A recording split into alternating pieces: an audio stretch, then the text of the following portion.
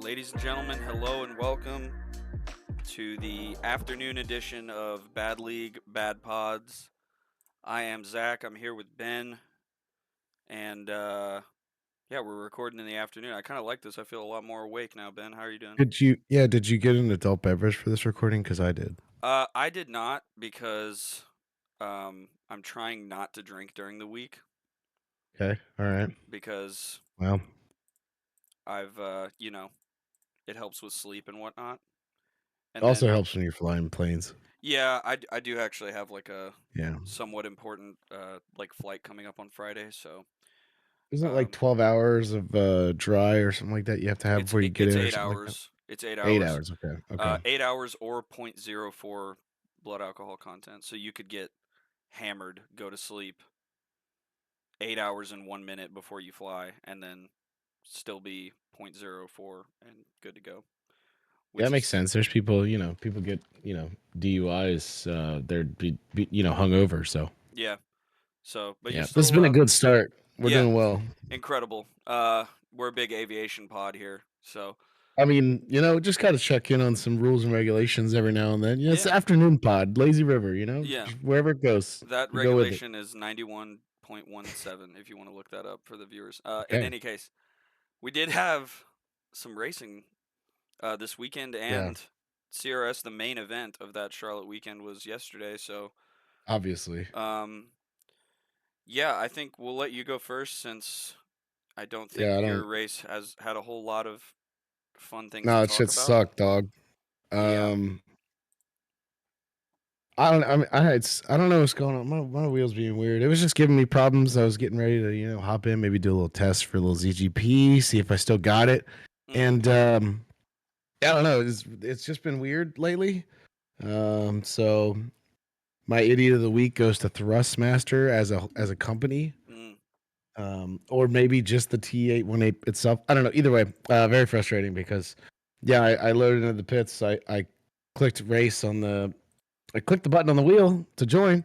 It worked, and then it just had nothing to it.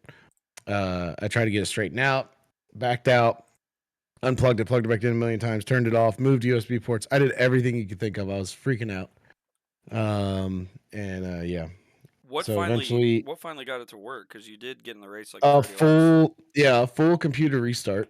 So what happened was I left the session, rejoined, pressed the button again to join that I have mapped to the wheelbase, and when I joined, it hit me with an error 73, which is like another completely unrelated problem that I've had.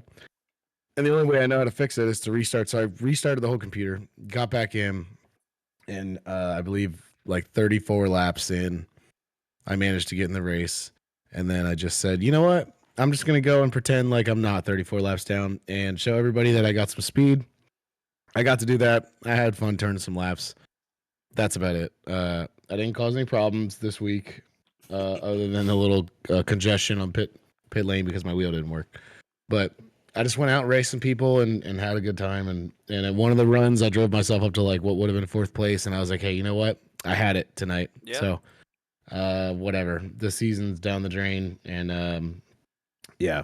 I think this is all still what I get for driving like a dickhead last week. So I think maybe I got that all out of my system, and I'm looking forward to Talladega. That's for sure. So, I'm Bill Belichick in this one. I'm on to Talladega. There you go. But your wheel was working fine in practice, and then just when it switched, and you qualified too. Yeah, worked the entire time. I don't know. I don't know. I don't know what happened, to be honest. It was super weird. Yeah. I just decided to stop working. So, yeah. Well, so that's it was a bummer.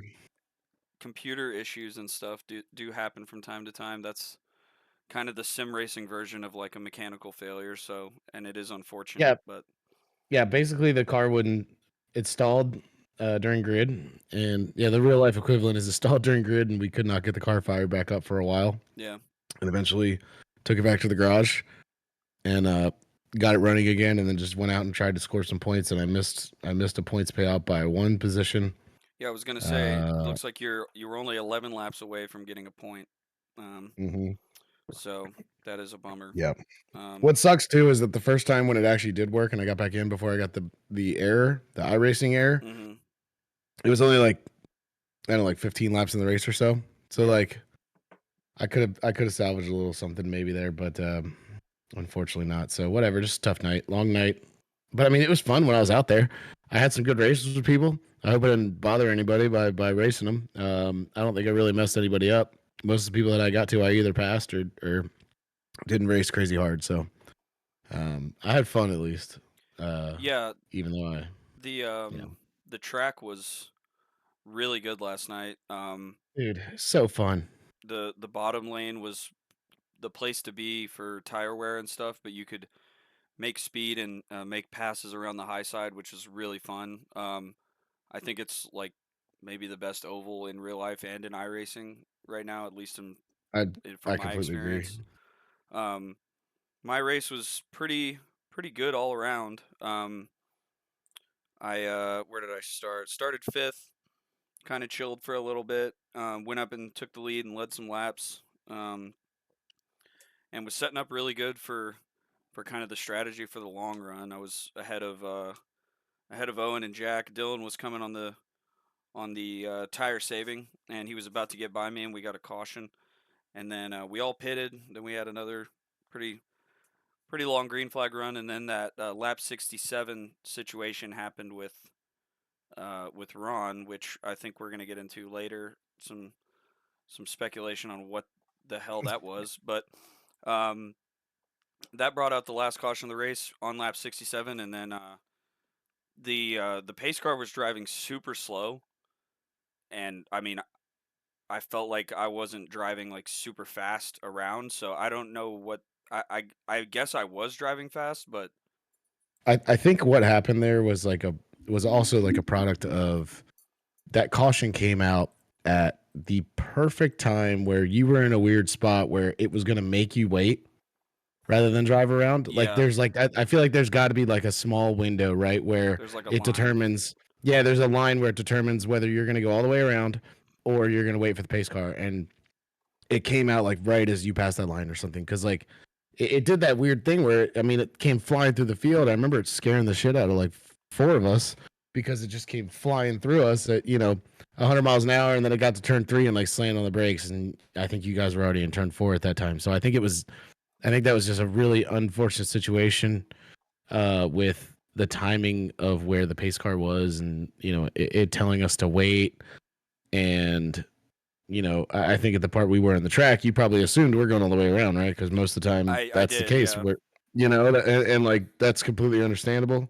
Um, that was a tough one. Unfortunately, Aaron was a little under the weather last night, so I didn't have a way to, um, have someone verify and look at that. You had to serve the penalty. I always forgot Yeah, about that I because you won the race. yeah, I mean, I think the penalty was correct because in the moment I was obviously like frustrated about it, as anyone would be, but I think that is correct because if that's not a penalty, then what's to stop somebody from like zooming ahead of the pace car and going down pit road? Like that's Right? obviously an You're advantage. right. So, and Yep. that's was not my intention at all. But Of course. looking back, uh, hitting there was the right call, and that's what I was gonna do anyway. Um, like even if I was behind the pace car, I would have pitted there anyway. And I think that's the question on this is like, would Jack have pitted if we were behind the pace car and he saw me pit? Because I think he stayed out because the pace car wasn't there. So Yeah. and in that case, it's like both of us were past the pace car, right? So it's kind of Yeah. on By the it's time because he was right on my bumper. Like we were both like going at we were off the gas. We were probably going like 90, 100 miles an hour. Like we weren't zooming around there. yeah. Um, so yeah, unfortunate moment. Something to look out for going forward. Definitely. Like I think I just assumed I was gonna have to go around and catch it again, but obviously I had to wait. So something to look forward to in the future is like see what you got to do. But it ended up Yeah. working out because I pitted there. Started from the back in that restart, and then drove up to fourth. Um, couldn't really Yeah, I do followed you up anything. there. It was a good time. Yeah, that was fun. Couldn't really get past fourth, and I'm trying to think about strategy, and I'm like, okay. Originally, I was gonna, if the race went green the whole time, I was gonna pit on lap 45 and lap 90, so pretty even runs. Yeah. So once we got to around lap 90, I'm thinking like, okay, I don't think other people are gonna pit around lap 90. I think they're gonna stretch it out because they think there's gonna be a caution. So I'm gonna pit here, try to jump them and try to hold them off. And I got super lucky because Owen and Christian were ahead of me, and I think they probably would have cycled out pretty close to me and ended up getting by me. But they both had incidents on pit road, um, and I don't know if they're gonna call in. Maybe we can get their analysis on that. But yeah, they both had two separate issues on pit road that held them up for a pretty long time, and that kept them back. So in the lead for the last little part of the race, and then Austin actually was running me down at the end, which was super scary because he was catching me at a high rate of speed, but ultimately ran out of laps. I think if it was like 10 laps longer, he may have been able to get to me, but we held him off, and yeah, that was the third mile-and-a-half win of my CRS career. I would have thought I had more, but most of these I make a bad strategy call, or people are just generally faster than me. So we finally got one to go our way. Hell yeah. Well, good stuff, dude. That's a great finish for you there, and some good attrition that you fought through to really bring that home. So, Yeah, definitely. um, There was a lot of attrition in that race with the just a lot of people having issues. So kind of a weird one for sure. it did seem like a weird one. Like I said, I really wish I could have gotten in the mix there, but whatever. But you did mention Austin. That's a great segue into our top five Yeah, here. Austin brings home second place. What a great run by him. I think he's always been really fast at Charlotte, so not surprising to see him running really well there, especially on the long run. He seemed to have a lot of speed there. Uh, yeah, and and it was the same thing with him last week at Pocono on the long runs, which I feel like maybe that's not always been Austin's strong suit is long runs. Mhm. So I would think maybe a little bit of a change of mindset there because he was really strong on the long run last week, and here it is again this week. So, and he actually went up and took the lead from me and Jack early in the race as well to lead some laps. And maybe that kind of changed his mindset as well because he went up there, took the lead, and Jack and I were kind of saving, and we pretty much blew by him after that. So, um, yeah, overall, just a great day for him, and yeah, it's good to see him back, and he won last season's race here, and he finishes second this season. Yeah, pretty damn good track record at Charlotte for sure. Absolutely. Yeah, and Brandon Combs. It looks like we might be able to speak to him here in a little bit uh, Oh, sweet. about his. He's got a third place finish. I was thinking, it'd be special we bring him in for the Combs polls, right? I feel like that makes sense. Yeah, definitely. I And agree. so yeah, so we'll save that for him once we're done the top five here. We Yeah, and it looks like he led some laps. I'm assuming that was probably in the pit cycle, but um, pretty crazy to see too that he and Austin started 19th and 20th and managed yeah, to finish second and third. Pretty impressive stuff there. yeah. Especially, I mean, this is no disrespect to Brandon at all because he's a great driver, but he's obviously had like a learning curve on these ovals and with tire saving and Hmm. stuff. And I would put him in that same category with Austin. Like they were coming really strong on the long run there at the end, so a lot of improvement there. And yeah, P3 at Charlotte, that's nothing to scoff at. Absolutely not. And yeah, I like you said, I think I saw him. I was out there behind him on that run where he did take the lead and lead some laps. So yeah, Hmm. he stayed out a lot longer than some of the other people. And that was the long run where he was really good because him and I just kind of stuck together. I was kind of just treating, like I said, I was treating the race like I was actually in it, and was trying to actually do a little long run there. And I was kind of right with him for most of that while he did take over the lead and lead those laps. So um, yeah, just an overall, just a great run for him. Um, to be able to finish that strong there. Yeah, and then Owen in fourth. Like I was saying, I think Had his pit stop gone normally, he probably would have won the race, him or Christian. Um, so that's a bummer for him, just kind of continuing the trend of this season of him having a lot of speed.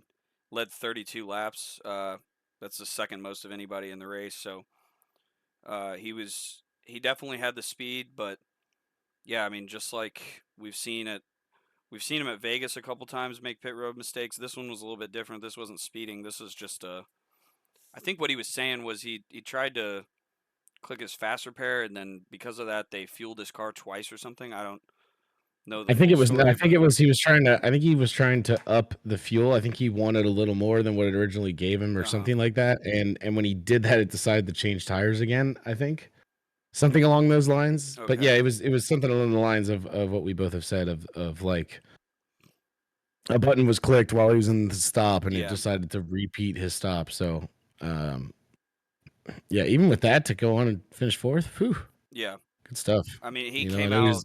I think he came out of the pits like 16 seconds or something behind me, and I saw that and was like, "Whoa!" I there's no way I gained that much time. So if he comes out, probably would have, if everything went right, he probably would have been, I don't know, 5 or 6 seconds behind me at the most, and Yeah. he ends up finishing 6 seconds behind. So he definitely had the speed and the strategy. Just yeah, pit road mistake gets him there. Yeah, he had our highest average running position. He was our second highest rated driver, so good on him, and a good finish there. Even Still, despite the yeah, pit road still, issues, good stuff. Judd King brings it home in fifth to round out the top five.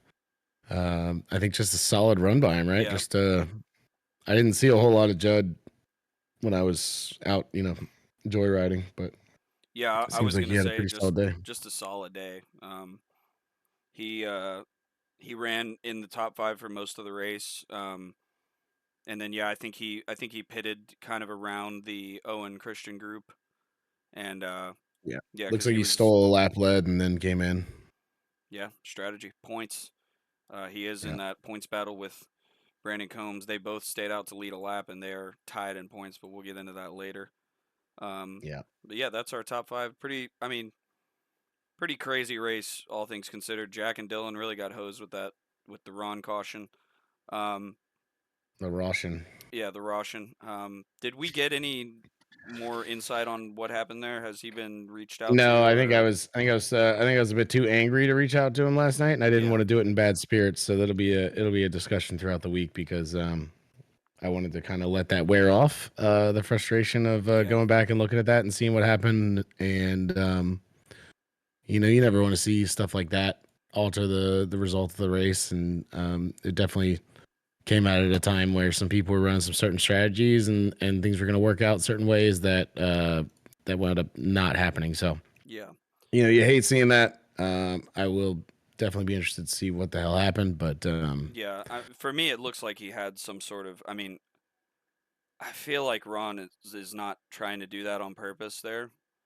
yeah, Um, it I looked want to like feel to that way me, too. it looked like to me he had some sort of issue. Maybe his VR cut out. I'm pretty sure he races in VR, so maybe the VR cut out and he's just like, oh, let me try and get on the apron. I mean, if the VR cuts out, you can't really do anything. But Yeah, or um, if you can't see anymore, yeah, who like yeah, you're. I mean, there could have been anything there. Yeah, yeah. it's So um, yeah, interested to see what comes of that. That'll be something we can follow going yeah. forward. But do we want to get our Combs polls going here?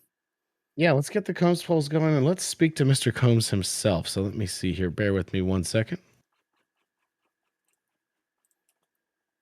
Brandon Combs, do you have a copy? Ben done. I have a copy. Hey man, we wanted to make our weekly segment covering the Combs polls a little more special by bringing Mm. in the man himself, who started doing these polls to kind of discuss them. So, how are you feeling today, Brandon? Feeling just peachy. Had a long day at work and just threw in a lip pillow, and here we are. There you There you go. go. We were just talking about your. We were just running through the top five, talking about your good third place run. How did everything go last night from your point of view? Um, I mean, I made a mistake earlier in the race trying to get in line behind BC, the 13 car, and I misjudged it a little bit and barely clipped him in the left rear and sent him around and brought out the first caution. Um, and I think Dan KO'd Ben, so that made me feel even worse about it. Just a simple little tiny mistake that like I got frustrated over with earlier this year too, and it's like uh, you put it into perspective, it's like it's not that big of a deal, Yeah. but I also shouldn't have been put myself in that situation that early in the race, but I did it to myself. I apologized to BC, talked to him about it, and it seems to be pretty cordial. All right. We'd love to hear that. A little BC on BC action there. Mm, I didn't Never put that together. little mm. double BC action there. It's BC okay. squared. You brought it home third. What BC squared. I'm looking at the race results here. What happened? Did you not make it for qualifying? Were you did you have to take a little leak or something, or you don't have a time for qualifying? I realized you Oh started yeah. dead last until I looked at this. Yeah, I ran upstairs to let my dog out, and I just lost track of time. Honestly, I really did. Um, That'll I happen. mean, it was actually a decent day here, and so I was sitting on the deck just watching her down in the yard and stuff, and my phone went off, and I saw that it was like 8:34 or something like that. I'm like, oh my god, I gotta go. Whoops. Well, That'll happen. I botched that. hey, Um, it seemed to work out for you. You almost pulled up a Rallis Chastain if you had won that race. You were two oh, spots away. that would have been badass for me. I No, feel like. it would have been pretty badass in general to have that happen in the real race and then in our race as well. Yeah. So Brandon, Uh, in that last like stint there, what was the strategy to get up to third? I can't remember where you pitted from initially, but um, you obviously got back up to third. I see you led a lap. So did you intentionally stay out once to lead that one lap, or what was the thought process there? He had 9. He had 9. 1 bonus point. Oh, I'm looking at Judd. And I'm tripping.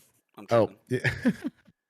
I mean, it mainly just came down to the fact that I'm in a tight points battle with Christian for fifth and trying to do something different than what he was doing.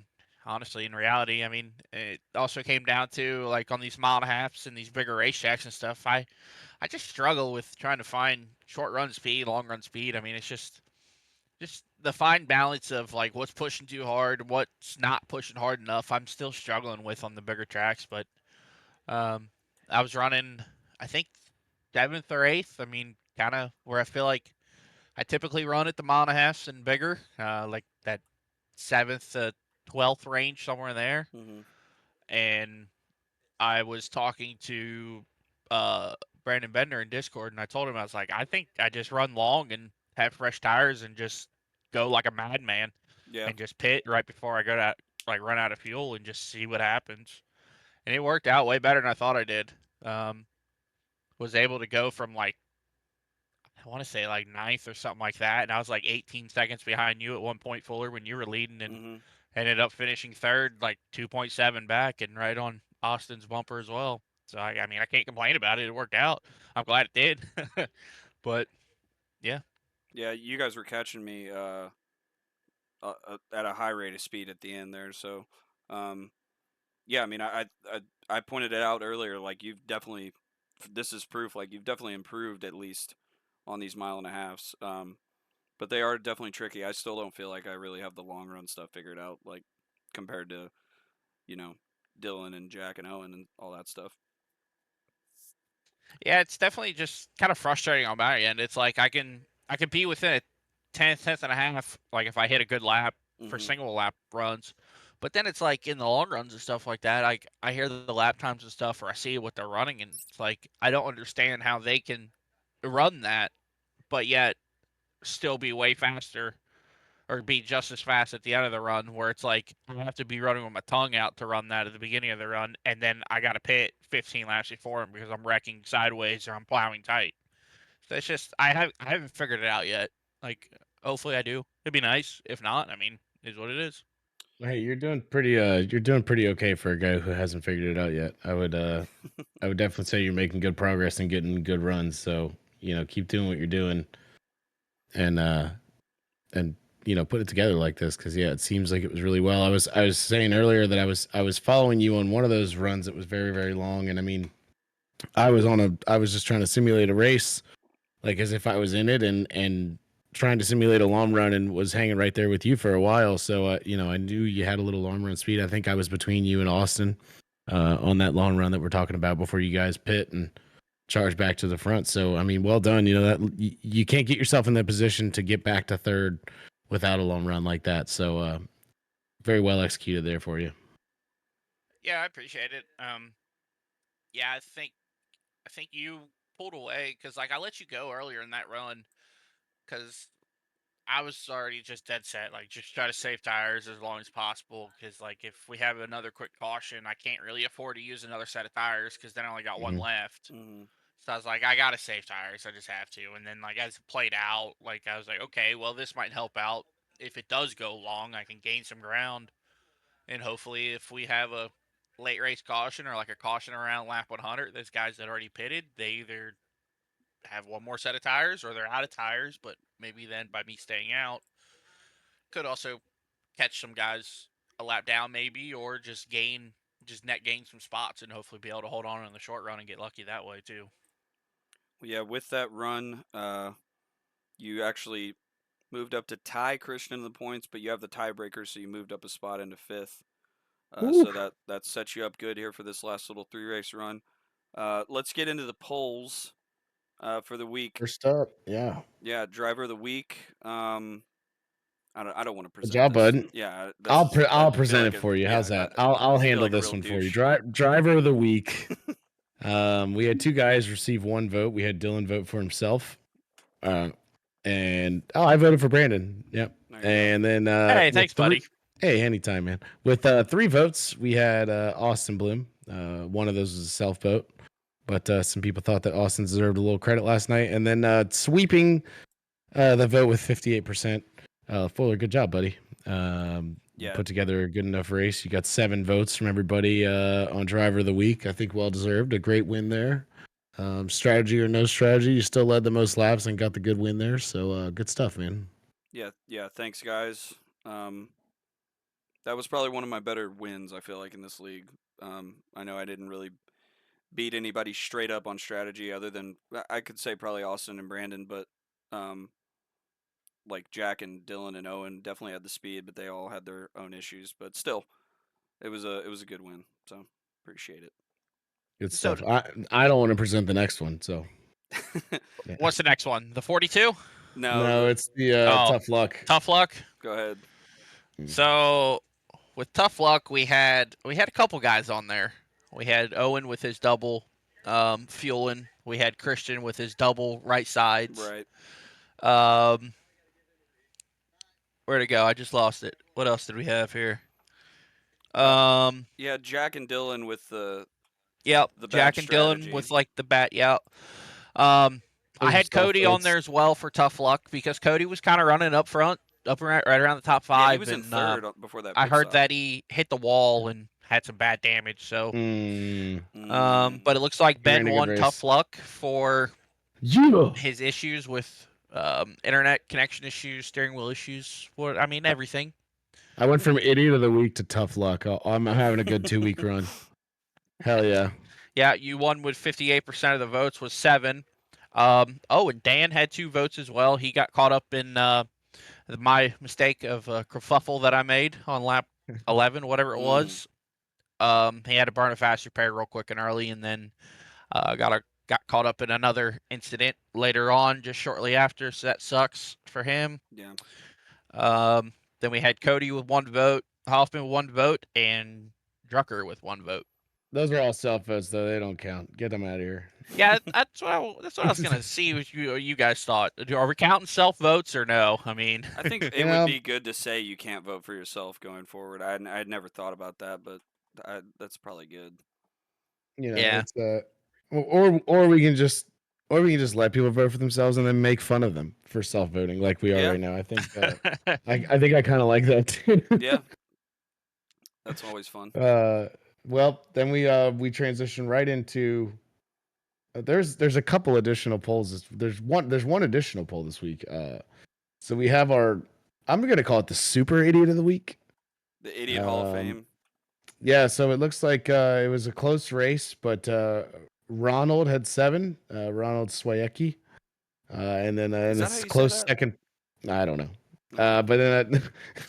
But in a tight race for second place, Ron brings home second with 4 votes.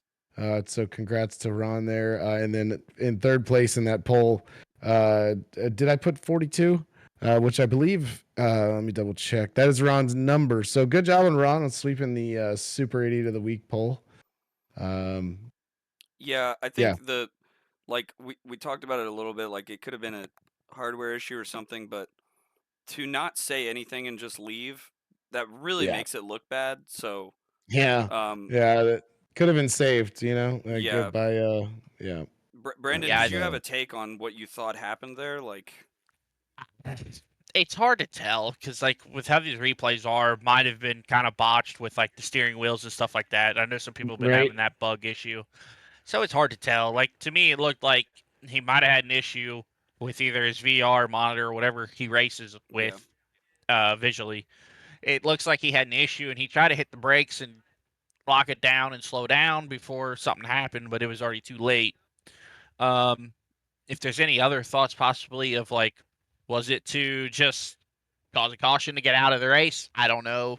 I mean, I think that's something for the admin guys to go ahead and discuss and figure out. yeah, Which I'm glad I'm not part of that conversation because yeah, that's a tough decision to make or a tough anything really to come up with for that.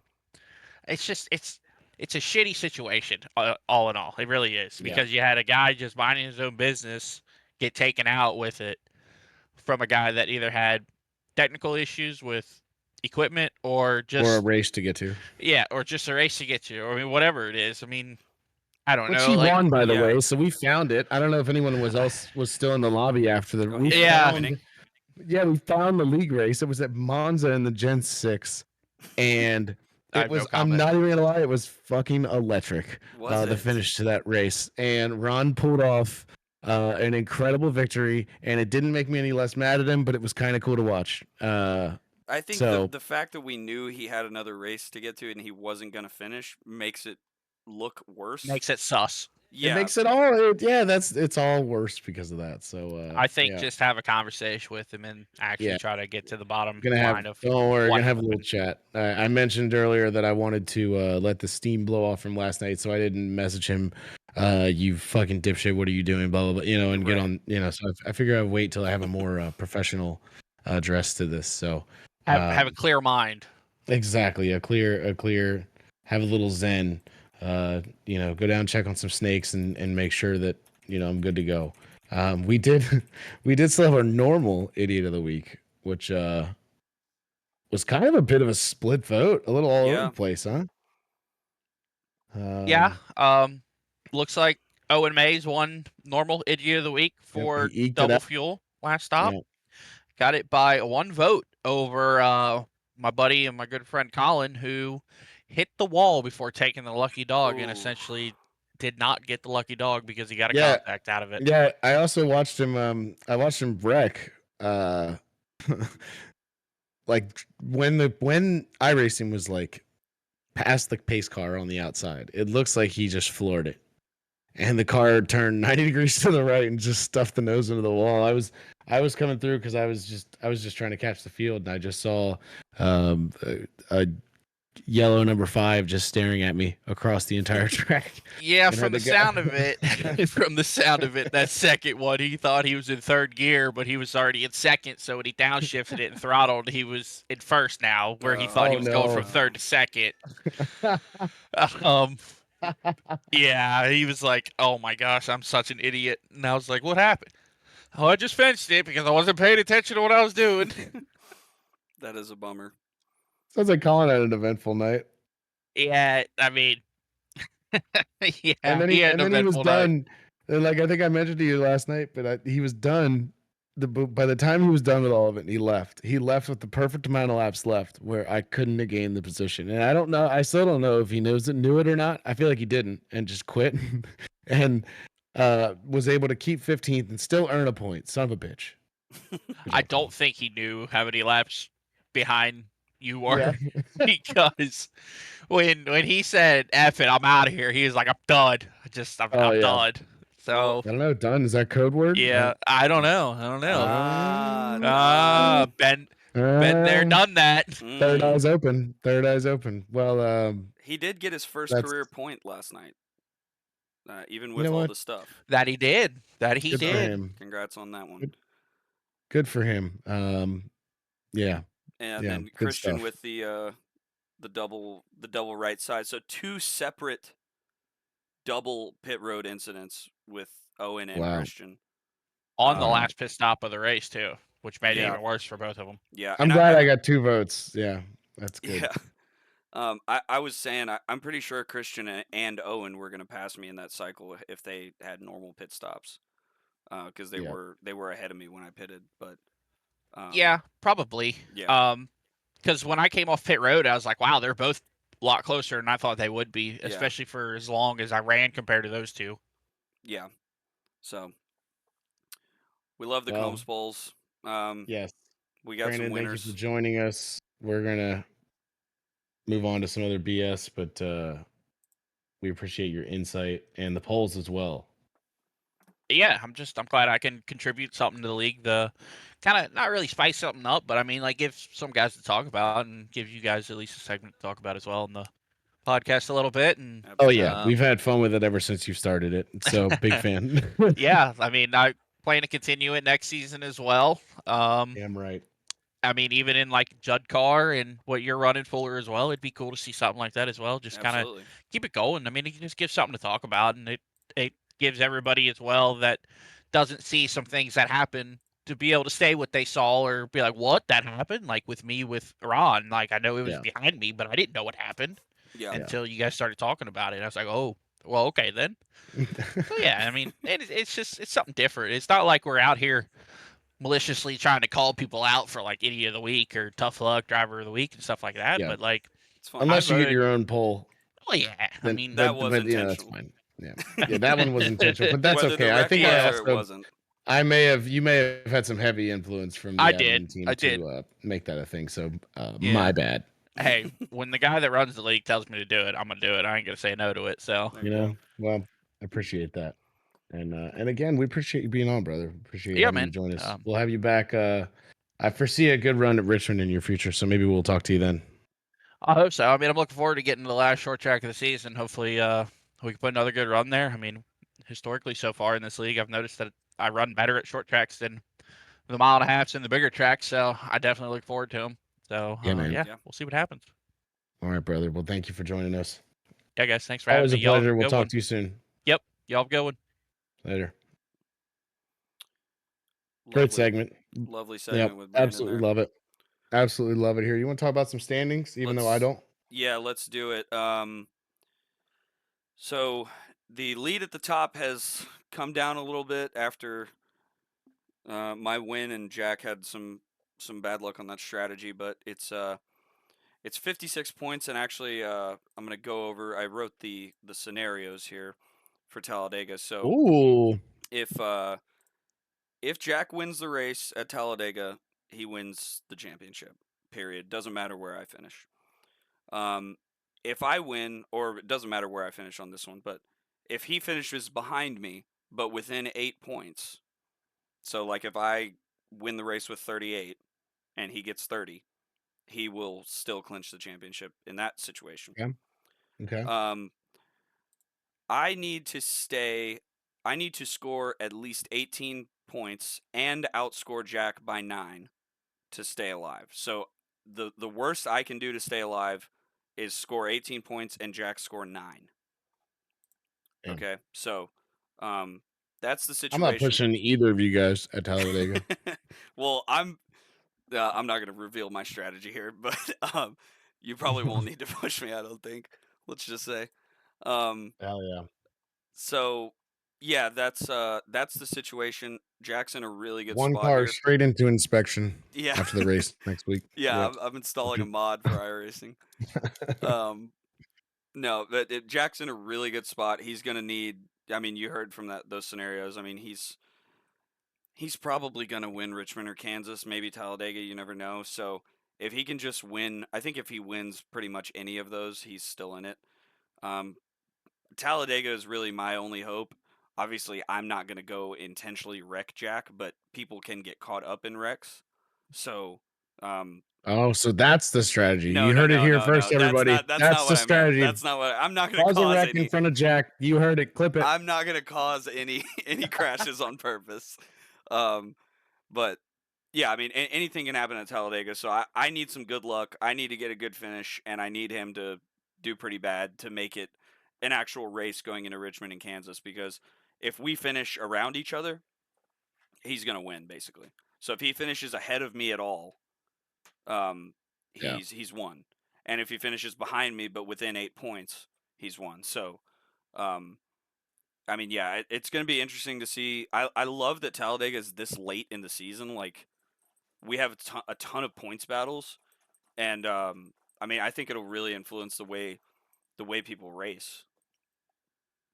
Oh, absolutely. I'm gonna go win that motherfucker. Let me tell you. Yeah, I mean, That's for sure. Yeah. a win for you Yeah.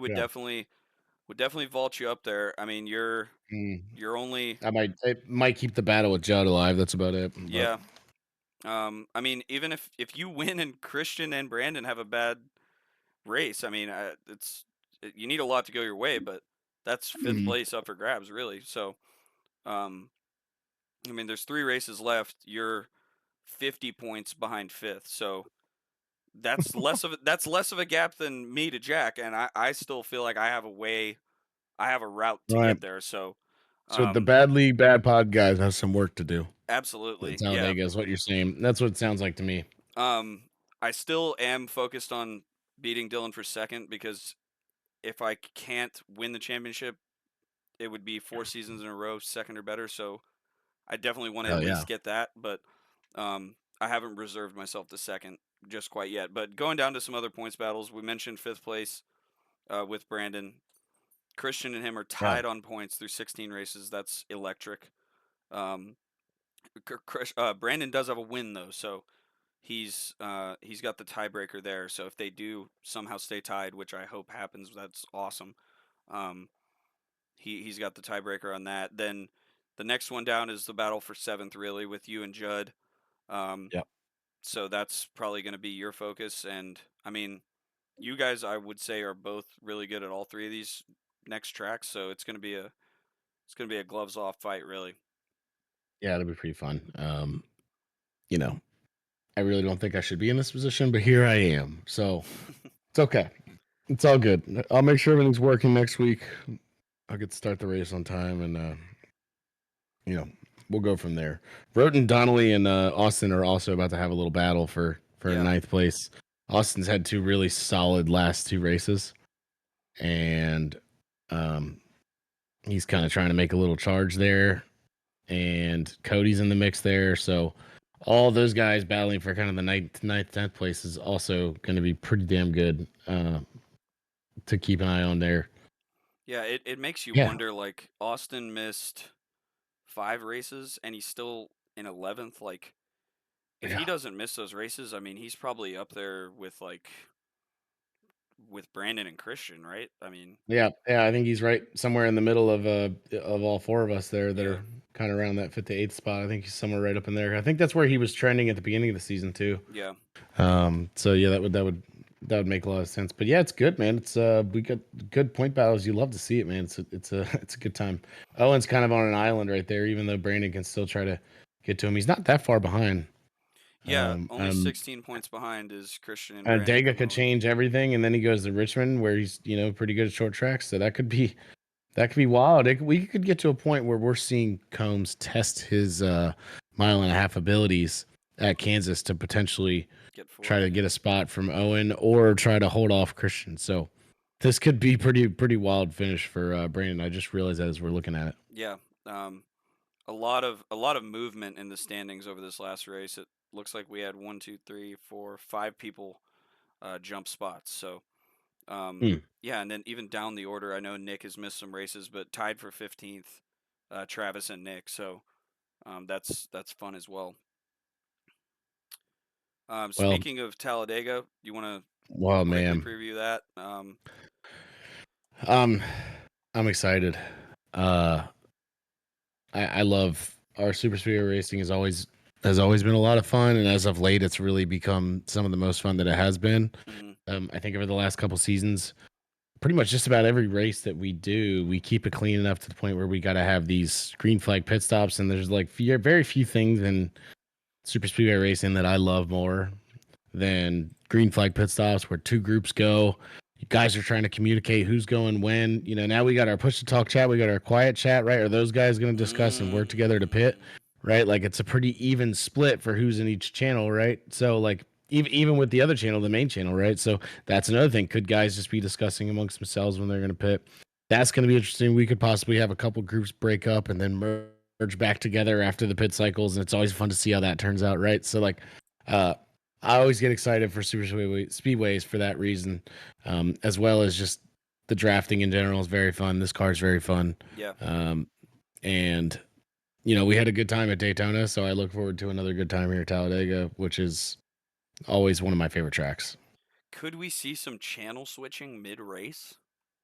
Oh wow, I mean, if you're that would around, be if you're around a bunch of guys, I mean, you and I are usually in the quiet channel, but if I'm around a bunch of guys in the in the open channel, and I yeah. can move over there and click over. I mean, hey, I mean, could we see some out loud communication through iRacing about pit strategy? I think we could. I think we You know, certainly could. if you can't really get a read on the channel you're in, like start testing the waters with the public chat, see if anybody else is on the same fuel strategy as you.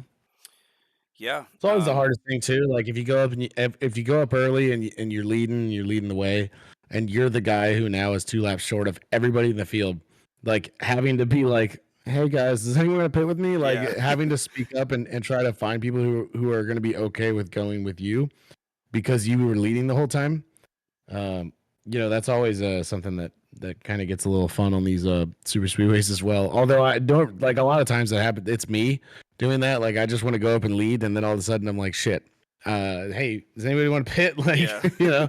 and it sucks. But it definitely makes it interesting. And people bite. I mean, there are some people who are just like, you know what? I don't want to pit with these guys that I've been around this entire race. I want to mix Yeah. it up. So, something to keep an eye on. I kind of like it. I do think like the real life evolution of super speedway racing, at least for me, has changed the way I think about it in iRacing because I am usually thinking about fuel like Mhm. early on. Anytime there's a caution, I'm major saving, and then when I'm in the draft, if I'm not making a move, I'm rarely full throttle. So um, that's something interesting. We've had 7 different winners at Talladega. Dylan has had 4 wins here. Yeah. I mean, Yeah, pure a Austin real Hill. Austin Hill he Yeah. is. Yeah. Isn't Yeah, that and crazy that and when someone's good at super speedways, we say Austin Hill now and not Dylan? I mean, look, dude, he's pretty fucking good. Yeah, Like, he is. and Dylan's pretty good too. I also have, so you have just Dega pulled up. I went ahead pull a little curveball. I have both Talladega and Daytona pulled Okay. up to look at overall super speedway history. And looks like Dylan has 1 Daytona win, so he has 5 total super speedway wins between the 2 tracks. So that means he got 4 at Dega, 1 at Daytona. But he leads all drivers in super speedway wins. Excuse me.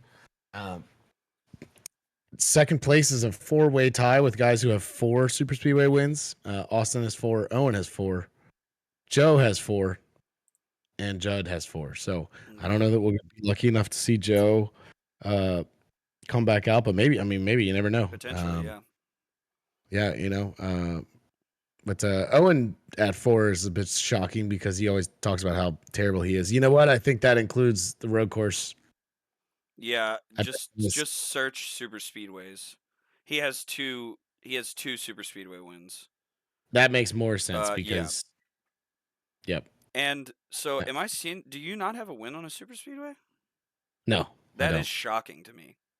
Yeah, I have a lot of really good finishes. The last like 2 or 3 that we've done, I've been in either the 3rd or 4th pushing someone to a win. I tried to push Aaron, I believe, last season to a win, finishing like 3rd or 4th. This season, I was behind Roten in his drag race against Travis, finished 3rd or 4th. Yeah. Last year, Talladega, I don't know how I did, but I feel like it was another situation where I finished okay and just Yeah, didn't I was just right there. So, but you know what? Honestly, I'm okay with it because like it's quite the turn for how I started like with super speedways, which was just getting wrecked all the time and getting Yeah. caught up in everything.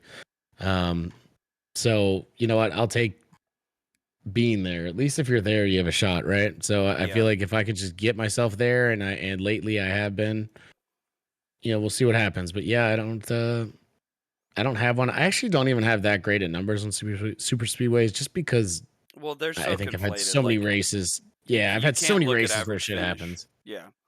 You can't look at average finish because I mean, you could finish top 5 in most of them, but then you finish 20th Hmm. like so it definitely conflates the numbers a lot. I'm just looking at the polls here. Owen has 6, which OFM obviously. Yep, Cody obviously, Jackson with 5 super speedway poles. I mean, dude, like he's great at it. he's the front row motorsports of this league when it comes to super speedway qualifying. Um, Seriously. so I'm excited to see who nabs the pole there at Talladega. It's always it's an interesting one, right? Because we do like a special qualifying for Daytona, but this one's just normal. So um, yeah, looking forward to see that. Jack obviously set the record for pole positions this season, but could he nab one on a super speedway as well? Yeah. You know what? I honestly don't remember. Like, what was our first race of the year? Like, we didn't, we hadn't raced with Jack really ever before, and I don't remember him really being like, you know, anywhere. Like, it was not like in a bad way. I don't remember being around him or seeing him making like any crazy moves or anything like that. So, like, Yeah, you know, we'll have to see how he does. He actually, yeah, he finished 8th, so he had like a pretty just no laps led, so just a decent day at Daytona. Average rank position 13 and a half. So like, we don't know. We still don't. I don't think we know enough about Jack's, super speedway abilities, and we'll learn a little more in this next race. I look forward to it, and yeah, but we need him not to win so that you can still have a chance, right? So, just make yeah. sure when you cause that wreck in front of him that I'm not behind him, You need to not push and this I'm narrative and I'm. because people are gonna call me out for it. Yeah, I feel like with the just going back to the qualifying situation, I don't know if this is actually a thing, but um, when we qualified at Daytona, only 2 Toyotas in the top 10. I was the highest with 5th. So actually, Oh. no, I'm looking at this would be the results from the clash, right? So, yeah, I who's the highest Toyota here? The highest Toyota was Jack in 8th, Hmm. and I was 14th. Christian was 15th. So I don't know if like that's a thing. Maybe the Toyota has more drag or a little bit less horsepower, but the the top like the top 8 was Chevy, Ford, Chevy, Ford, Chevy, Chevy, Chevy, then a Toyota. So Hmm. um, I don't know if that's actually a thing. I feel like I'm usually somewhat towards the top ish in super speedway qualifying, and I was not there at Daytona, so that'll be interesting to look out for as well. Wow, that's definitely something to think about. I didn't even pay attention to any of that. Wow. So we got a lot to look forward to next week. I'm pretty excited. Yeah, definitely. I usually don't super care for the super speedways, but I love how spaced out these things are with Daytona and Talladega because yeah, I'm for the first time in my career, I'm actually looking forward to Talladega. I think it'll be Damn right, fun. baby. That's So what I like to hear. maybe I've finally come around. Do we have Well, anything else on CRS and Talladega? no, I think I'm all good. I think we can get into our Motorsports Christmas. I know that we have Judd coming on as our open wheel analyst. Talk a little Monaco, a little Indy 500, and then we'll dive into some Coke 600. Sounds good. Let's do it. You want to bring him on now? Let's let's get into that here. Cool.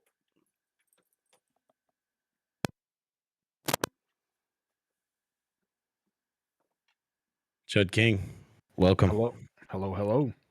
How we feeling, my man? Good, good. Yeah. Yeah, we're making our way into Motorsports Christmas. We wanted to bring you on, have a little chat about what you got to witness on Motorsports Christmas. We were just about to start with the old Monaco. Did you get to watch any of the F1 race? Yeah, I woke up for that. Oh, I'm sorry to hear that. Yeah. I always love Monaco. I feel like, I feel like when you wake up like Thanksgiving morning and the Thanksgiving Day parade is on in the house and like everybody's just kind of like doing their thing, but the parade is on in the background. Like that's what Monaco is to me, like Little bit. it's just the morning background noise. I gave it a shot. I sat down for the beginning of the race and then I just started doing laundry or something like that because whatever. Yeah, Saturday was awesome as always. That's about it. Judd, what did See, you think about the two-stop thing that they tried? I guess in theory I like it, but I don't see how no one there thought what happened was going to happen. Yeah. Like, because they do it with the one stop anyway. Right. Yeah. Yeah, you had the teammates working together to build a gap, and the thing that stood out to me was like I think there was like 15 or 20 laps to go in the race, and they showed the gap from the leader, and there was like 7 cars on the lead lap, maybe 6. And I'm like, dude, this is like a 1950s F1 race. Like, what is this right now? I mean, it's crazy. Yeah, and I mean it was pretty funny to Jack told me this in Charlotte, and I had to go back and witness it for myself. The Mercedes legit just like forgot about the rule, dude. Like, are you kidding me? Oh, did they? It seems like that way because like, if you look at when they pit, very very odd stuff. Oh, I don't know. It seems like they just forgot about the strategy or something like that. I don't know. It was weird. It was weird what happened to Mercedes there, and then guys just holding up the field, and you can't pass there, and like even when the cars were smaller, you couldn't pass there, and now they're like 40 feet long. So Yeah. 60 feet wide.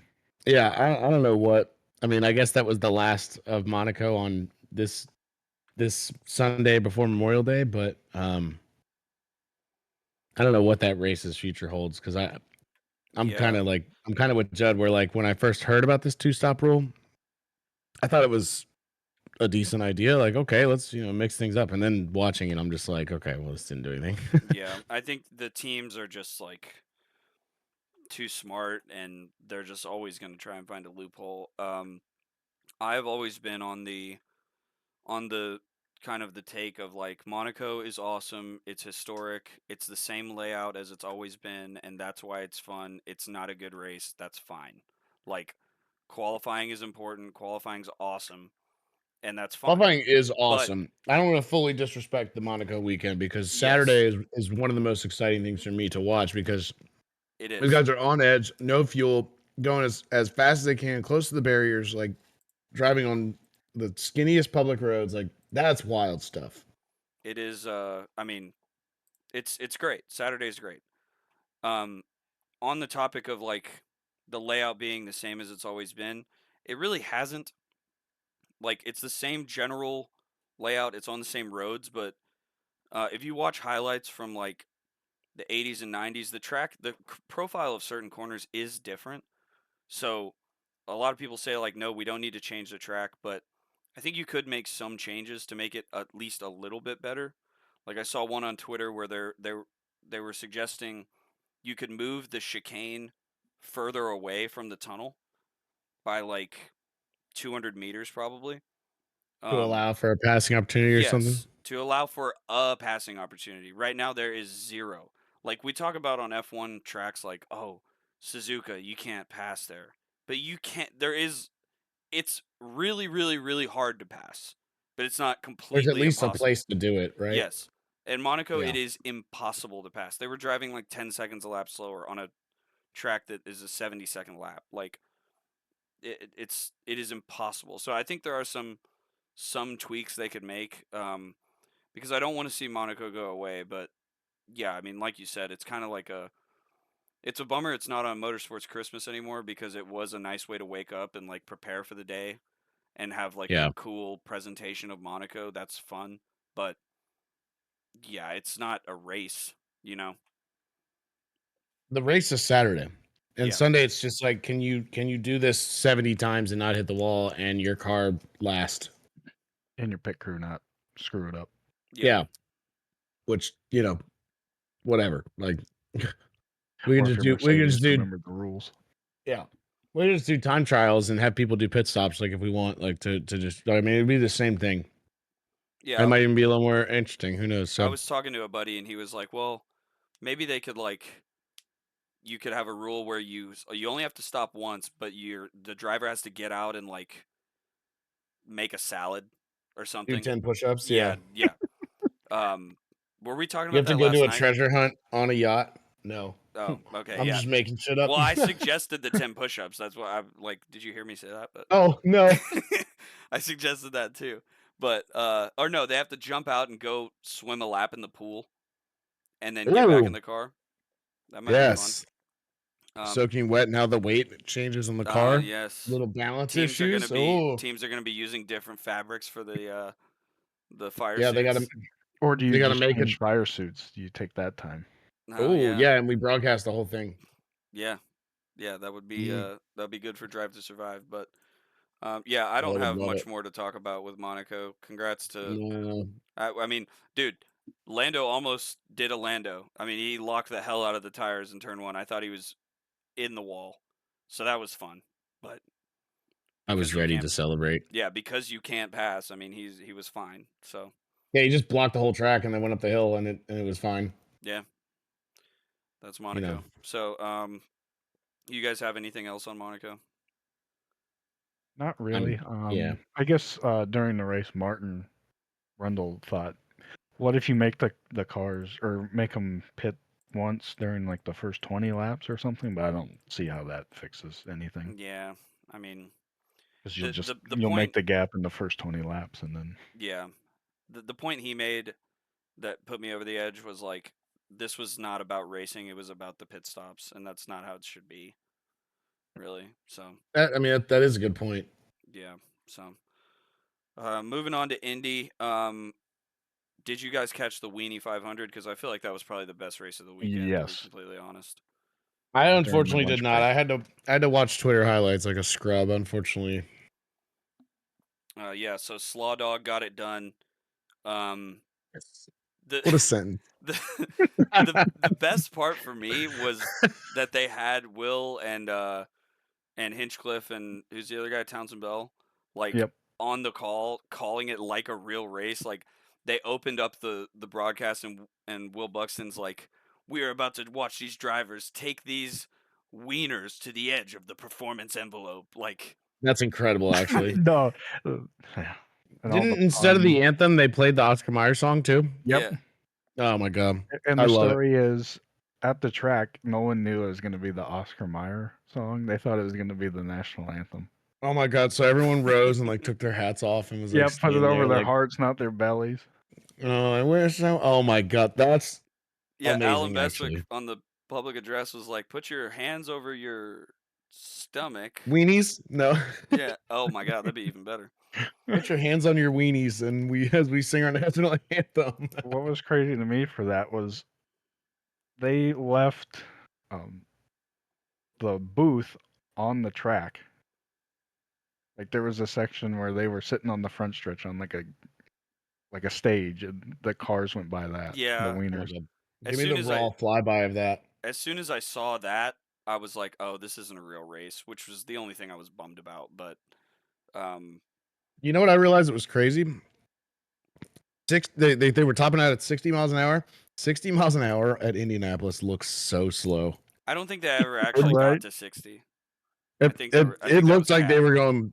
It looked like they were going 15 I think they were because of the going way like 30 or 40 because or they I slipped mean up he's in the just that broadcast. massive and They slipped 60 up. looks, They sorry, slipped God. up early on, and they were like, "Oh, they're getting up to speed here. They're at 30 miles an hour," and then they never Oh, went they were faster. halfway there. They never went faster than when they said that. So I don't know. I'm not a speed expert, but I don't know. Slaw Dog was fucking cooking off of 4. that's the He other might thing. have- Yeah, if they were going 60, how could you make a pass like that if they're all going 60? Yeah, whatever. We can test it. We have the You lap got to use the times. weenie draft. I bet we we have could the find lap those things in times. Assetto Corsa. Oh, Let's they've do it got to be ourselves. now. So, yeah. In all seriousness, though, I thought that was a good activation, and on the internet, I saw nothing but positive things about it. Even though it was like ridiculous. So It was just puns and dad jokes. Yeah. Sounded like Yeah. Fox's best broadcast of the weekend. Oh, absolutely. 100%. Do not get me started on their Indy 500. Yeah, we No, can. we will. No, Go yeah. ahead. Actually, let's You do want- that, and I'll start Yeah. off, Judd. Here, I watched the race from arm's length. I had some friends over, and we were, I mean, just doing drinking beer basically, and just not really Yeah, paying as super one close does. attention. Did you But say drinky beer or drinking? drinking beer? I thought you said drinky beer. I'm like, Drinky that's a beer. fun game. Drinking Oh, I'm beer. playing some drinky beer. Yeah. But we did. I was watching the pre-race, and I put on here on our Oh, notes you poor soul. we are gonna get a Fox rant from me because of the fucking AI video with Oh, the guy with the this teeth thing. with the Oh. gap teeth. What is his name? Michael Strahan. Yes. This AI Hall of video. Fame football player. It is the worst thing I've ever seen. Like Wait, what? they made an Yes. AI like compilation of him being a kid and like always wanting to be a race car driver or something, and it was like I was losing my fucking mind. Michael Strahan, Yes. the Michael Strahan. defensive Instead of lineman for the Giants. Instead of doing that, they made an AI alternate reality of him becoming an IndyCar driver Hang on, I'm looking this up. You guys keep and going. winning Because he the was the Indy pace car 500. driver, so they did Yep. this as a thing.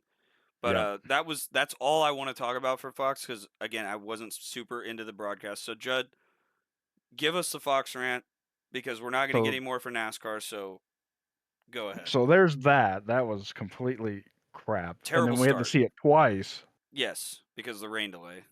Then they had Dipshit McGee, fucking Jeter and A-Rod interviewing. I think it was Connor Daly, but they looked so uninterested in doing that. Like I didn't even see them they there. had well, that's because they did one interview and they looked so uninterested in being there that I think they gave up on it. Okay.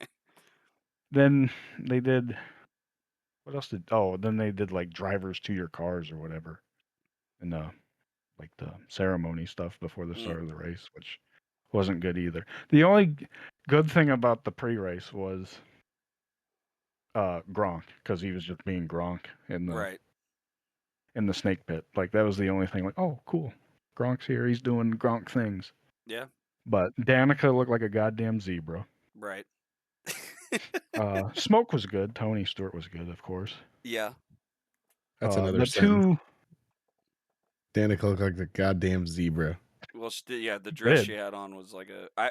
It was a fucking You went with That's zebra. hilarious. I went with more like a prisoner, is what it looked like to me Oh, at the wow. moment. But Well, first was official, then I'm like, nah, zebra's better. yeah, I was But it- driving to Charlotte. I'm upset I missed this. It sounds like I missed some cool shit. They had this weird 2-desk setup thing during pre-race. I didn't understand why they did that. oh, 2 separate desks, right? Yeah, Yeah, one on like turn 1 and one behind the pagoda. yeah, that's weird. Yep. Hmm. And then like an hour or like 40 minutes left in pre-race, they all left the one behind the pagoda and went to turn 1. Yeah, just I mean, it's hard to explain some of the things they decide to do. Yeah. As far as like the race coverage, I think I saw that they completely missed like a crash on the last lap. Yeah, Nolan Siegel crashed. That brought out the caution when the leaders left turn 4 to Well, get and the then- checkered. Also in that crash, not only did they miss the crash, then they cut to Sligo's car back into the wall as Palou was crossing the line. Even though he was taking the yellow, technically he's crossing the line to win the my race, right? God. So they Yes. cut away from the leader crossing the line to win the race. Yep. Essentially, to And then show they never showed why, like how he wrecked. Yeah, I mean, us NASCAR fans, we were like, it's every week, baby. Yeah. Yep. Oh, what else? I thought the booth was okay, but then there were some production things. Like they were interviewing Kyle Larson and then forgot to turn off Will Buxton's mic. So all you hear him say is like, "So what's the play for Hunter Ray?" No way. Oh my God, dude. It's It's it just was classic. It's just classic. Yeah, the booth is. Yeah. I really like the IndyCar booth, but it's like, Yeah, they did well on getting the talent for the booth and pit road. yeah. But But the production on Fox is obviously Yeah. we know what to expect there. I have on here Scotty Mac with the pre-race. Oh God, right? Yeah, that's a huge bummer. You obviously prepare so much for this, and then you wreck it on the pace lap. Yeah, which, yeah, that's Yeah, I horrible mean, feeling. from the actual race, I just have a few notes, Judd, but it sounds like you actually watched it with some pretty good attention. Like, what did you have to point out from that? From the Scotty Mac thing, or Oh no, just just from the in race in general? general. I don't have a whole ton of notes on it Oh, other than Alex Palou. I don't know. The first 110 laps was kind of just like a wreck fest. Like It was we weird. couldn't get any flow going. It was really weird. Was it people like say I didn't go back and watch it, and I was in the vehicle on the way to Charlotte. But was it an issue like they were having in practice with these heavy rear ends and guys were going around, or Maybe, but then also it's like the coolest 500 in 15 years. Right. So you add that where it's usually not 60 degrees and cloudy. You add the hybrid. So I think the balances were off from Yeah. practice and years prior. Yeah, and then the thing I had was like, I obviously watched the end, but it seemed like the end really got ruined by the lap cars.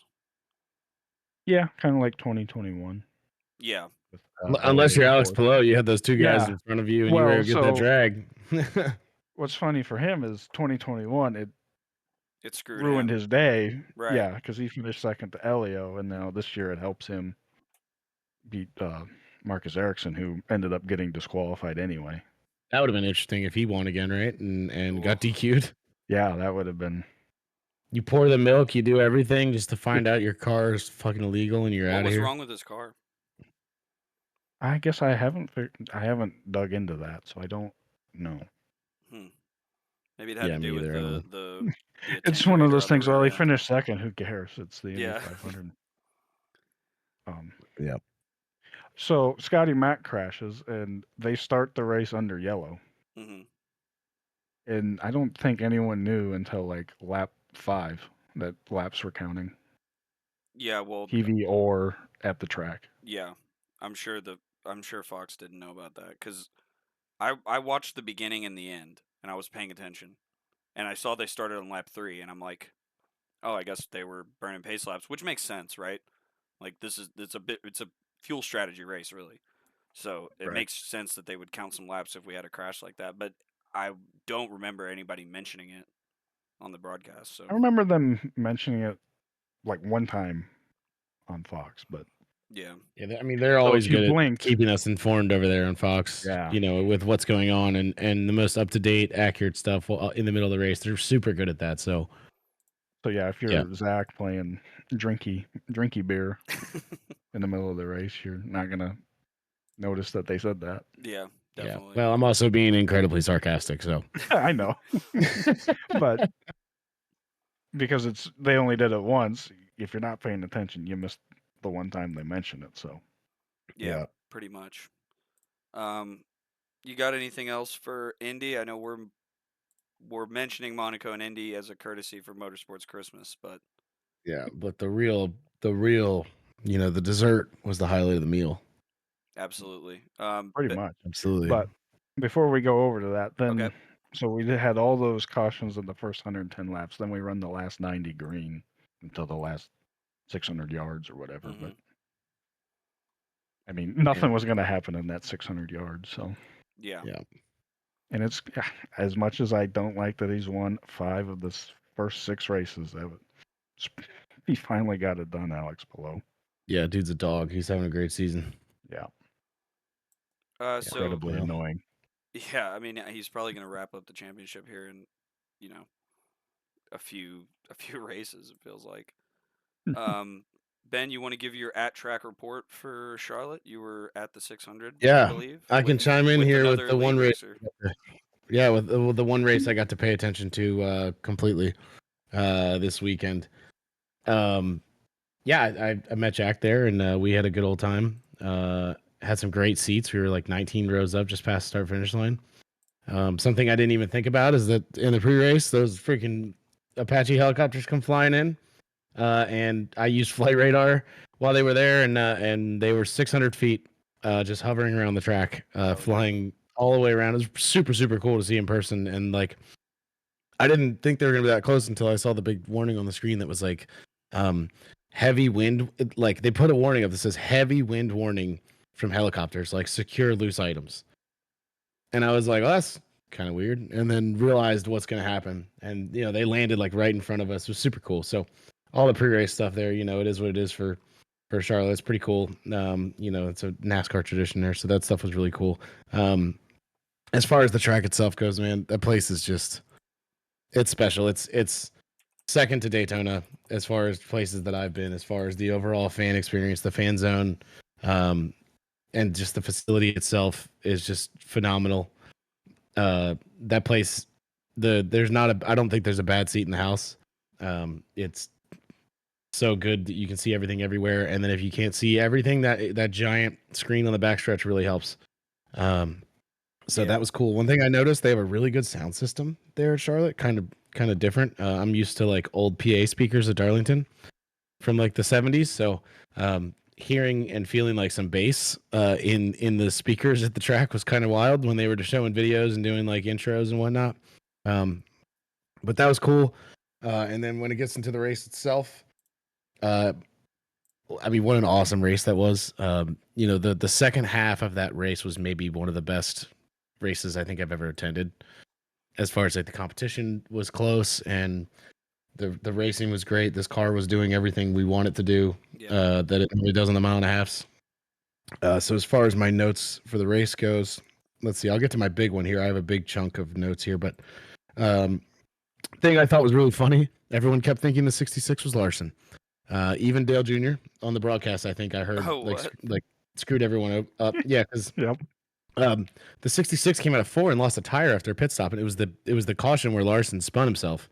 So we're coming off 4. Not only did Dale on the TV broadcast, but the PRM broadcast that was playing through the speakers, when we saw a car come off the corner and a tire rolling, they were like, "And it's Kyle Larson." So like, it wasn't just Dale that screwed it up; it was the PRN announcer. And then, yeah, from where we were sitting on the front stretch, when you look at turn 4 and that car came out of turn 4 and was coming straight at you, it looked exactly the same, identical.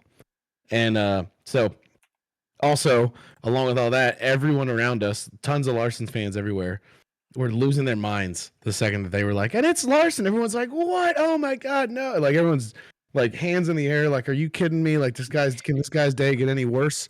And then we just see the 66 come down pit road and there was this like silence in the crowd and confusion of everybody like, "Oh, that's not Larson at all. Like he's fine. He's right there." He just like drives by, like, you know, pacing the pack. So that was kind of funny. And then I don't know if it was everyone else, but me personally, throughout the rest of the race, I kept looking over there and being like, "Nope, that's not Larson," and like having a double take myself. What else do I have? Daniel Suarez, hold the fucking brakes. That guy wrecked and just took out everyone else. I mean, that was like the most iRacing thing that I've ever seen, where like he just kept the thing rolling the entire time and clipped Haley and Larson after that incident with Briscoe and Ryan Blaney, I believe. So that was what I had. Daniel Suarez hold the brakes. Also, I had that was Briscoe's fault right next to it. So we'll just move on from that. And then the last one that I had was I don't know that I've ever had a day where I've been more wrong about someone in every way possible, and that was William Byron. So in stage 1, I was calling him a stage 1 merchant because that's what he does in these races. He goes out and he leads a lot of laps in stage 1, and then he's usually just nowhere to be found and finishes 9th. So I said that he's a stage 1 merchant. He continues to go out in stage 2 and stage 3 and dominate. So I was wrong there. Then I said that he would fall into the pack and never be seen again once he got past. Denny Hamlin passed him, and then he quickly went right back to the lead. So I was wrong again. And he finished 2nd, so he didn't go anywhere back into the pack and lose any position at all. So I kept saying that if someone passes him, it could get interesting. Nope. Yep, Hamlin passed him. Great battle. He gets back by, takes the lead again. So then I started praising him. I think at one point in our chat, I said that we need to just name the speedway after him. William Byron Motor Speedway. I think it's got a good ring to it because when he was just dominating the race, I'm just like, no one can touch this guy. He had great pit cycles, great pit strategies. And yeah, I said name the track after for him. And then I was rooting for him just because I didn't want to be wrong. in my Right. preseason prediction. And that didn't matter either because Ross won. So I was wrong about William Byron in every single way on Sunday. So I want to apologize to William Byron on here for that. He's an avid fan of our show. and- Yeah, just in case he's listening. And then my last was that I have my drivers of the day personally from their drives and just watching them throughout the day and how they performed, even though I think some of them might not have gotten the finishes that they deserved. It was Allmendinger. John Hunter Nemechek ran a great race. Eric Jones also ran a great race. Legacy had a good run there in the top 10 for a while, even though those two didn't finish that well. And then Noah Gragson also had a fantastic race. Yeah. Felt like all those guys were in the top 10 all day. Dinger's in the top 5 all day, just quiet. I mean, it seemed like quietly he was just there. He wasn't like passing a ton of people. He wasn't getting passed, but he was just there. He ran a great race. And yeah, top 5 for AJ, which is huge for that team and for him. So good for him. And yeah, Charlotte was awesome. What'd you guys think?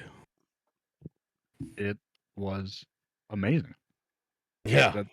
That's the best way I can describe it. Like everything must have been great because the only thing I've heard about that, like a true complaint, would be like maybe we change the stage lengths next year or something. Yeah. Yeah, That's the only, I'm not like- the biggest fan of it just being like 4 100 lap races, essentially. Boring. Yeah. Right. Very predictable strategy, you know. It's pretty much the same thing 4 times. Yeah.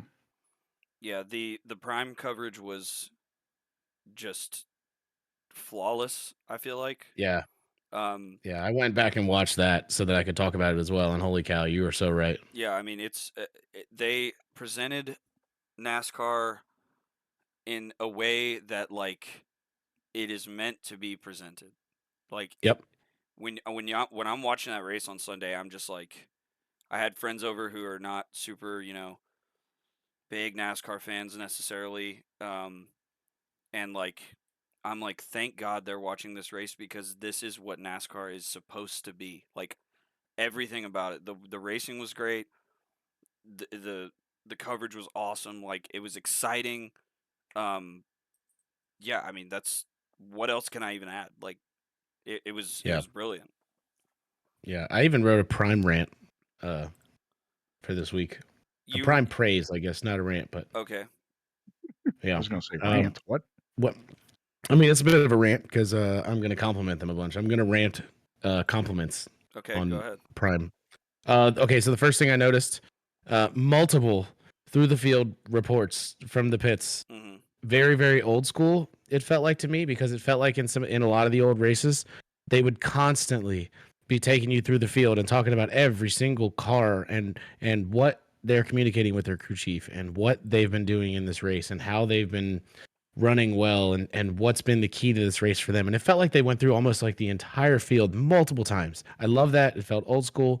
Tons of reports from the pits. Shout out to the people in the pits running all up and down to talk to these different people and make this happen because that can't be easy. But that was one thing I noticed. I loved that. Again, it felt very old school that we were continually going through the field and talking about drivers who, on some of our other friends that do broadcasts, you just don't get that stuff. You get it periodically or you get a special like, oh, here, let's highlight the Toyota drivers or some bullshit. But like, this was like, it was awesome. The camera work was incredible.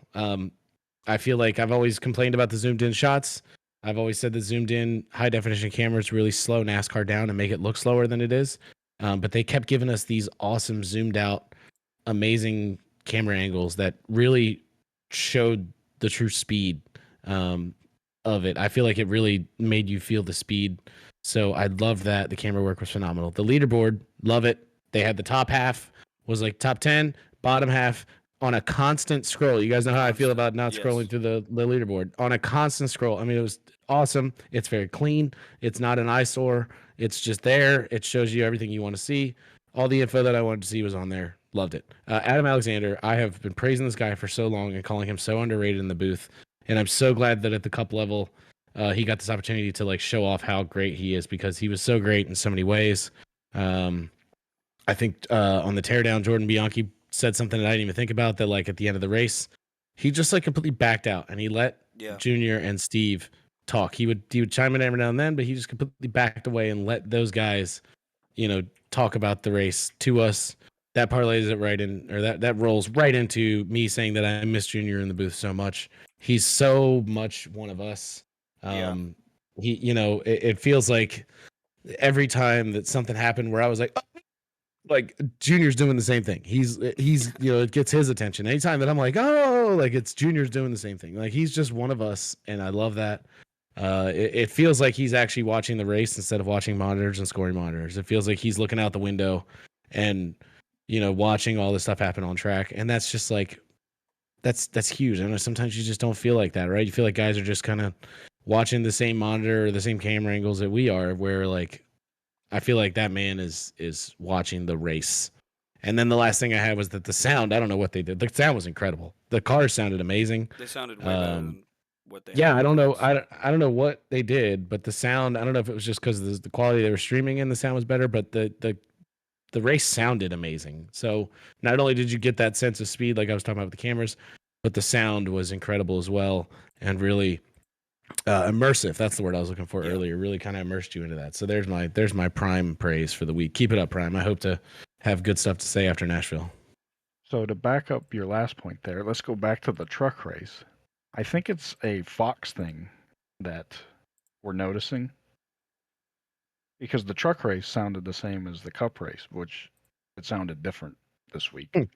Yeah. because I think NASCAR Productions is now taking over everything Okay.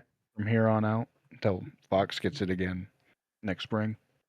So I think that's like a NASCAR Productions or something like that. Well, it was Audio amazing. audio That's for mixing. sure. So, and yes, it sounds great. Yeah. I Yeah. mean, Even the truck race sound great. everything about it was awesome, and just to like top it off, an hour of post race Oh my God. Yeah. with a beer toast, like inject that into my veins every single week. Please. I know they probably Please. had beer because Ross Chastain is sponsored by Busch Light, but I loved when Ross asked Carl Edwards if he drinks beer, and Carl Edwards is like, "Yeah, I'll have a drink of beer," and I don't think he actually did, but I don't know. I I'll just have a thought drink of beer. that I'll have a Nerd. drink of beer. Nerd. Dork. No, but I mean, yeah, just the post race was incredible. The pre race was great too. Like it felt like a college game day vibe, and Yeah. Yeah. Or the old speed stage yes, yeah, trackside stuff. yeah. Apparently they were. I can't remember what show this was on. I guess probably DJD, but he was, or maybe it was the Teardown. I don't know, but like the producers of the show, the directors of the show were like telling the crowd like, okay, we're coming back from commercial. Y'all get excited. That's why they were so excited. Like that's such a no brainer, but Perfect. no one else is doing that. Like, Right. how is this their first Well, race? And this is probably the best broadcast, legitimately, I've seen in a very long time. I don't even know since when. Pretty so wild. what's cool about Amazon also is so if you tune in early, you'll just get like static shot or not static, but like the scenic shots from like iRacing, but it's Mhm. like the crowd and the track and That's cool. Yeah, that's awesome. so you're not just looking at stream is about to start soon. You actually like Your little shadow show. see everybody. It's like you showed up early, you know. You Yeah. get the feel, the lay of the landscape. I love it. Yeah, it's That's cool. I like that. it's kind of like I feel like F1 does that on F1 TV as well. Which, if we're being honest, the way that F1 broadcasts their races is a good benchmark, in my opinion, at least. So, I'd say that was up there, man. They did a great job. yeah, I mean, it was brilliant. You guys have anything else on Charlotte? I think I'm all good. The only thing I want to point out is Brandon and I were watching the race together, and I think we're the only ones in the whole of NASCAR that was paying attention to Ross Chastain for 600 miles. Yes, I think you're Probably. 100% right. Yeah. Yeah. Yeah, I remember at one point saying to Jack when he was in the top 10, I think I looked over and was like, where the fuck did Ross Chastain come from? Yeah. And then he's in top 5, and then all of a sudden he's battling for the lead, makes that great move going into 1, which was just absolutely electric to I knew see in once person. he got up there, he was going to be one of them. Yeah, he did a great job. Another thing from Amazon. So Yeah. when Hocevar blew up on the restart, they did not censor his fuck. that he Yeah, said that was Yeah, pretty funny. It radio. love just that. fucking blew up. just fucking blew up. Love that. That was Yeah. incredible. Keep that going. Please don't bleep them going forward. I mean, it's streaming, so they don't even have to, anyways. So You can afford one F-bomb per stream, you know? definitely. So our picks, Judd, you obviously weren't here last week, but I had Christopher Bell. Ben, you had Kyle Busch. Tough night. Christopher Bell came home 8th. Kyle Busch is 15th, so it is 1-0 on our official predictions competition. So we can involve a guest in this, I think, as well. We'll let Judd go first. Who is your prediction to win for Nashville? I think he had this bad 2 weeks, month of May thing, and now he's ready to kick everyone's ass. Who's that? Is that a Kyle Larson pick? Yeah. Oh, I thought I said that. Yeah, Kyle Larson. Oh, yeah. Okay. All right. Okay. All right. Larson. That's pretty good. That's pretty good. So, Zach, how do you want to do this? Do you want to have the loser pick first I from think our so. I head-to-head? think that's more. Okay. That's more fair. All right. So this is gonna be me. So I went Kyle Busch last week. I think I was pulling pretty hard for the 45 all race. I really wanted him to get up there and mix it up, and he just didn't wind up, being able to pull it off. But I think Nashville's a track where he can redeem himself. I'm gonna go Tyler Reddick. Tyler Reddick. Okay. And I don't know. Maybe I shouldn't use this pick so early, but I can't take Larson, so I'm gonna go with Denny Hamlin. He ran really well here last Good pick. season.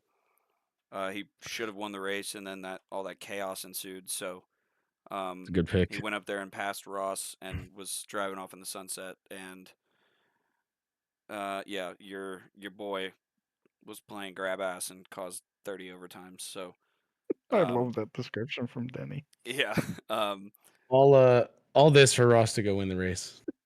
Hey, I hope he does. That Go would be back a to great back. back-to-back and in Nashville. That would be pretty cool. Yeah. But I hope Hamlin finishes ahead of Reddick. Anyways. Well, yeah, I think that about wraps it up. We got some road course racing to go do here, so Yeah, man. ZGP starting right now. Quick question: Did you make any announcement, Ben? So I didn't. I was gonna wait for you and kind of tack that on the end Oh, here. do we I was have gonna an see if you wanted. announcement? I was gonna see if you wanted to do so. I'll let I had you you in take the here. lead. All right. Well, as a way to kind of kick off our future partnership here with Judd Carr for the Judd Polo Award, Judd and I have been talking about some really cool things, souvenirs. Keep that in the file to ponder. It's just something to think about going forward. That maybe these polos could really be worth something in the future. But to celebrate it, we're gonna end our season the right way.